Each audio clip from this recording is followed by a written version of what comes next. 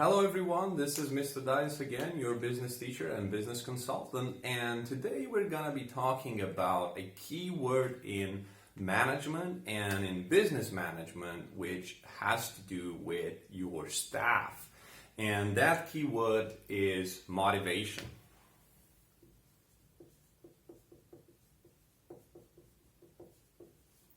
What is motivation? How do you achieve motivation? How do you motivate people? Is there a magic formula for it? What does it result if it lacks? And how do you know that you actually have motivated staff? So these are all questions that you should ask yourself when you look inside your business. Whether it is through the spreadsheet in which you have your KPIs and you start to wonder, why haven't I achieved those sales or that production level? Or I don't know, why did I get more market share in these 5 years? Or it can be by looking at your staff and talking with your staff and see how many of them take great pride in working at your company. And they love their job and they feel motivated enough to just come and work and give their best. So let's define motivation and how a manager should look at it. I would use a combination of the following keywords to describe motivation. So it is an individual's, it can be a him or her, yeah. Let's say desire to work combined with doing it quick. Yeah. So it has to do with a certain time frame, doing it well. And I'm talking here about quality standards. So doing a good thing, so when it's actually done, it can be sold and it will represent the company out there in the market in the best possible manner. They take some pride in what they do, if not a lot of pride in what they do. And last but not least, they have satisfaction. Such a satisfaction from what they do that they will be willing to repeat this process on a daily basis while keeping their motivation level up. Yeah? So coming back again, the desire to work, do your job quickly or within a specific time frame at a specific quality standard, so well enough, take some pride in what you do, and be satisfied about your work so you can repeat the process. Now, what I'm about to say about when it comes to motivation might not be a breakthrough, but it's the tough truth. So I just want to say there is no such thing. So there's no such thing as a magic formula.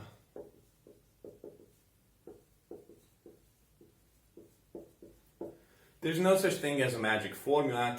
Individuals are very, very different. And especially when you're an SME, that difference you can feel that difference much stronger, because each candidate could be crucial for the business. So just one leave could just put your business eventually out of business. It can severely affect your productivity, your team productivity, your team motivation. So you have to be careful when you're a small company to the motivation levels that each candidate have. So because we don't have this magic formula, you'll have to make a combination between internal factors,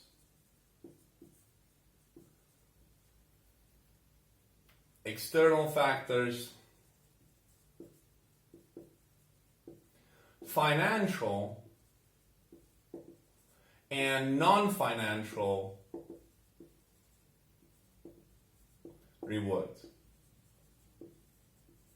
So there's no such thing. You gotta think about it. What does the individual want? Does he want a company car because he commutes and he wants to do his shopping and take his kids to the kindergarten. Okay, that might be motivating for him, but it might not be motivating for a different candidate that already has a car, has a higher payroll, and perhaps is not commuting because he's living very close to the workplace.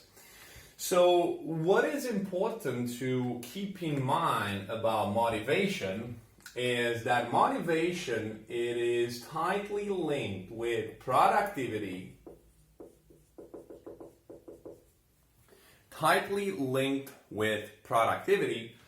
and on the other side, extremely linked with performance.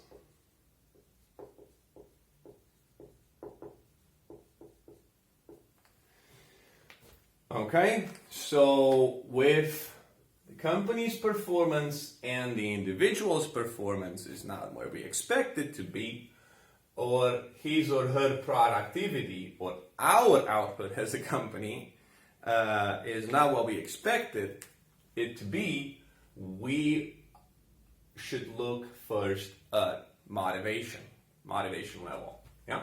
So now that we've defined these, let's look at what happens if we have motivated staff, if we achieve a certain motivation level within our company, and what happens if we ignore this problem.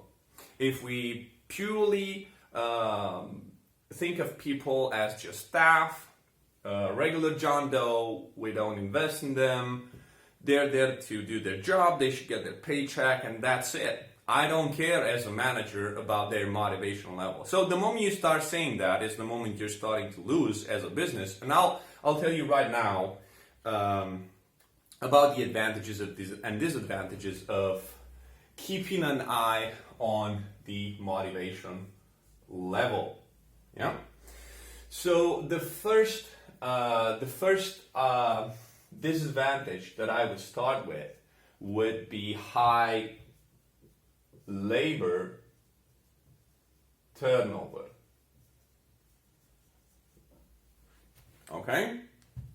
So you will have some unpleasant surprises because you will have staff which will leave your company, will rather leave your company and drop the job they have at your business, without having a new job.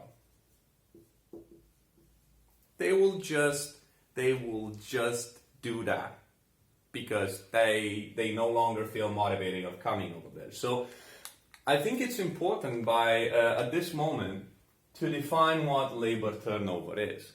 So labor, in order to understand this, we will have to think of the total number of staff that leave our company. And this could be for several reasons. Most popular are attrition. Attrition, we'll explain this concept in a moment. The second one would be dismissal. And the other one would be resignation. Okay? So I think resignation is the simplest one to understand. It's just people just quit their job. Okay? Now, dismissal is actually when we have to fire someone because they're either not performing as expected, or they have discipline problems, or they can have a drinking problem. Like they can be a bad influencer for the entire staff that we have over there. But attrition has to do with the fact that it's a voluntary process which involves that staff either retire, yes, they either retire or they either resign. And as a result of this, we're not bringing someone else.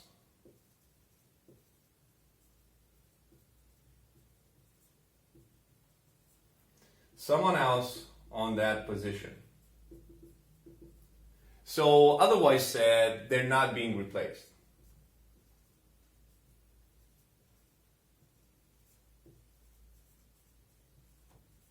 Okay?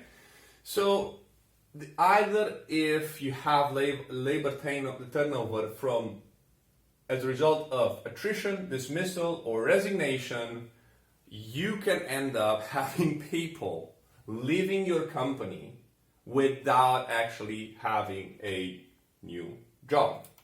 So how do we measure labor turnover? This is usually done on a yearly basis, and we have the total number of leavers,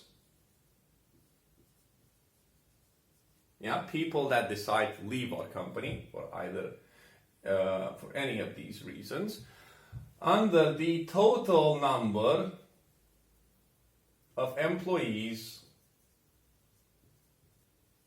that the company has on payroll, multiplied with 100, because it's a percentage. Yeah? And it's usually done over the course of a year. So let me give you an example. If you have 100 employees on a payroll right now, and you start to realize that about 30 of them have decided to just quit their job because they're no longer motivated, and you start doing your labor turnover audit, you will come to understand that you have a 30% labor turnover rate over there. In small companies, it can be problematic even if you have 1 out of 10. It can be very crucial to even have 1 out of 10. So I'm not talking about a large number over here. So the higher the labor turnover rate, the stronger the signal that we might have a problem in the motivation level department, to say so, for each individual. Now, going further with this, you would also start to notice that you have poor performance.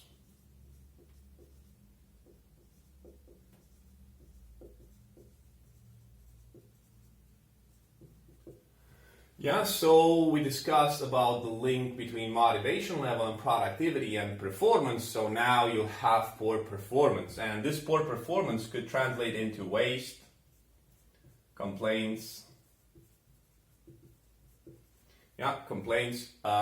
even clients which are gonna start and be dissatisfied with your product and perhaps not opt to buy it anymore because probably the quality standard is not as expected or advertised because of the poor performance. Now, they will also have, poor response rate.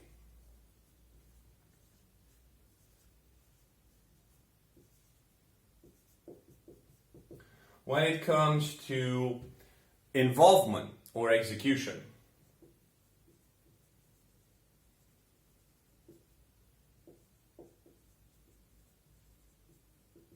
What do I mean by this? You as a manager come and say, well, Joe, we have to do this by tomorrow because we have an important client coming in from Japan which will have to see this piece of new product that we're making over here because it might be a potential big account that we can have over there with this client.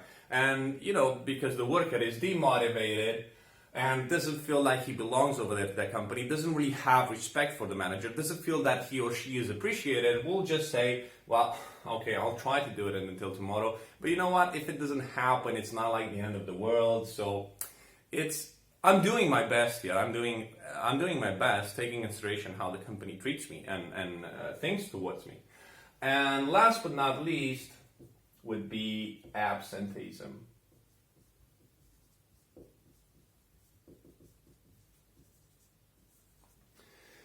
How should we define absenteeism? This is deliberately becoming absent from your workplace or not wanting to go at work. So this is very severe. When you get here, it's very severe. So if people try to sit at home and fabricate reasons why they should not come at work, or how they could dodge the bullet over there and just stay another day home, and you go next day in the factory, let's say it's a factory, and you start realizing that 20 of your staff didn't arrive, they didn't notify you, and they're just say, oh, if they want to cut off that day from my payroll, then be it. I just want to sit home. Or they will fabricate all kind of reasons, such as, oh, I was sick, I got sick unexpectedly over, I threw up, and so on and so forth. So the moment you start seeing this rising is another important trigger that should shift your attention towards the motivation level of your employees. So now let's discuss on the brighter side. Let's discuss about advantages. So if you had high labor turnover as a result of having demotivated staff, if you have motivated staff, you will have low labor turnover. Okay, so this means that more and more people will enjoy working for you, will have second thoughts of leaving the company. Perhaps they'll feel pride, perhaps they'll recommend this workplace, and they're going to start becoming ambassadors and even think of making a career over there. Think about it. Think how much you could save into recruiting costs. Think how much you could save in training costs. And think how much this impacts your reputation as an employer. We discussed about employer branding in some of our former videos. So think about how much this impacts your reputation as an employer. Of course, if you have low labor turnover and high motivation, you will have high productivity. This is very simple to link, and you will have high levels of involvement. So, in improving the company and in growing the company,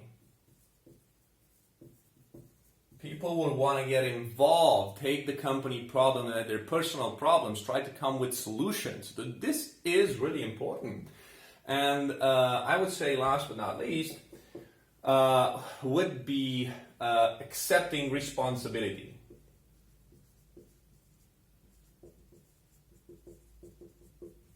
So responsibility. They would have a much happier attitude to take responsibility, to take burden, to cope with the problems, to help out. So this will be another side effect of having well-motivated employees. And of course, if you had high absenteeism over there,